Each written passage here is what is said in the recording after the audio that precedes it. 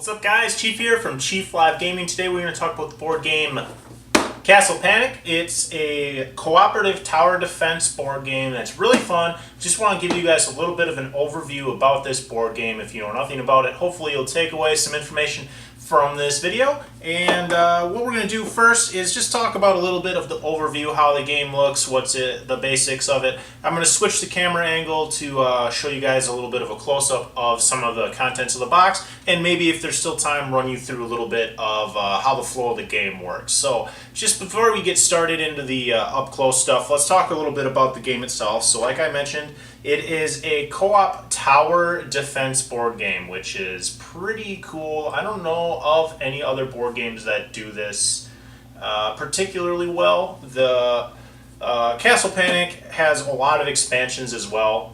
So if you guys do like this game, there are tons, I don't know, a handful of expansions for like $20 US that you can add to the game to add additional monsters, additional mechanics, stuff like that. So it's very expandable. But this base set is very simple. Very, very simple to understand. So that's a really good bonus to this game. It doesn't take a half hour to explain to somebody how to play this game. You can tell them in less than 5 minutes, get the board out, show them, they'll understand pretty quick, and you can just get rolling. So it says 1 to 6 players, and it says on the back the average play time is about an hour. I would imagine that's probably the case for 6 players. But if you have people that have played the game before, I played with, I played with 3 people most recently, and it took us maybe like 30 to 40 minutes to get through one game. So not too bad on the lengthwise of end of things. So let's yada yada yada. Let's go look at the box, guys. Let's change the camera. We'll look inside. I'll show you a few of the things, and we'll go from there. See you in a second. Alright guys, here we go. So let's go ahead and open up the box and see what we have inside. I'll go just real quickly through some of this stuff. Your basic direction, set of directions here. Again, not too long. It looks like maybe 10 pages. Let's see here, 11 pages of instructions. And there's actually like some optional stuff in the back. And you can see a lot of nice pictures. Not a whole lot of reading. It's not all text sort of directions, so not a whole lot of upfront reading to do with this game. Nice little summary page on the back if you forget something. Moving on to the actual game board itself. Hopefully I get it all in the camera angle here. Boom. Kind of face it so you guys can see. I guess it doesn't really matter. So this is what the board actually looks like when you play. The basic components that remain in the box are pretty simple. What remains are some castle pieces, and this is the main mechanic. The idea that you are defending this castle in the center of the map from the monsters that come from the outside of the map towards the center. The basic idea is that if you lose all of these little components of the castle, you actually lose the game and it ends and the monsters will have won. If you can defeat all of the monsters in the box with even one little tower remaining at the end of your game, then you win.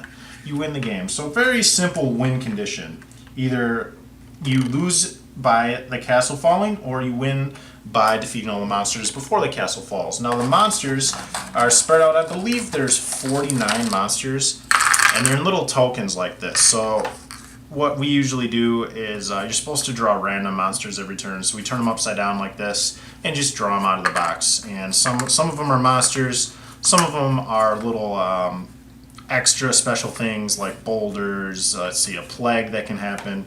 This one just says to draw 4 monster tokens. So there's different things that can happen, but let's just take a simple example of an orc here. So say this orc got drawn on your turn. Okay, so you would roll. There's a dice here that has the 1 through 6 on it. You just roll that.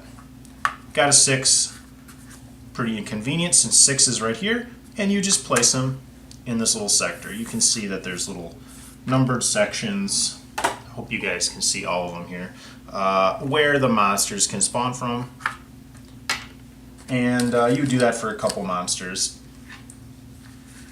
So that's how you spawn monsters. Very simple mechanic within the game, man. I'm a mess. Messy. So that's just the basic idea of how the game works. We're not going to really go through like the exact order of play. I'll let you guys kind of learn that if you decide to get the game. If you guys do want a more in-depth video where I go through the whole order of play and what you would actually do, let me know. Leave it in the comments below. We can go through that. But the only other thing that you need to worry about are these cards here. And each person can have a set amount of cards. Each player in the game has a little bank of cards that you can use. And what that means is, if you see the little rings here, you see this close one says Swordsman, Knight, Archer, and Forest just represents where the monsters spawn. But basically, when you want to destroy a monster, every turn they advance up a little bit. So now he's in an Archer ring, and you'll notice it's blue. So what we would need is a blue Archer. A blue Archer. And when you have a color and a type of a monster that's in that ring, you can discard to do a point of damage to that monster that's in that location. Just one. So very, very simple, very easy to understand. And the hit points are represented here on this orc by the point of the triangle thing that's pointing towards your castle. So right now he would have denoted of 2 health, and if I say wanted to use this blue Archer to do a point of damage to him, I would just rotate him and he would take 1 damage. Very, very simple to understand. Again, guys, very easy for younger players to understand. I think it says 10 and up as the suggested ages. I would definitely think that if you had a very intelligent and motivated 8-year-old, say, that they could pick this game up pretty quick with a little bit of help. So, you get your cards, you can trade your cards with your friends to help better set up for the turn around the table, and that's all there is in the box, guys. There's a few other little extra things like these reinforcement things that you would use on your castle walls. Don't need to really worry about that, but that's the whole components of the box. Just monsters, some cards, and the castle. All you need to worry about. So, again, guys, very, very simple, but once you start to understand how the game works and see a couple turns, you'll notice a few intricacies that are pretty neat. A few things you need to think pretty far ahead. So say like, you know that in 3 turns the monster will be in this ring, so you should maybe give your blue swordsman card to somebody that'll be active on that space, so they can use the card to take out that monster. So you can try to think ahead, make some good trades with your friends to make the game a little bit easier.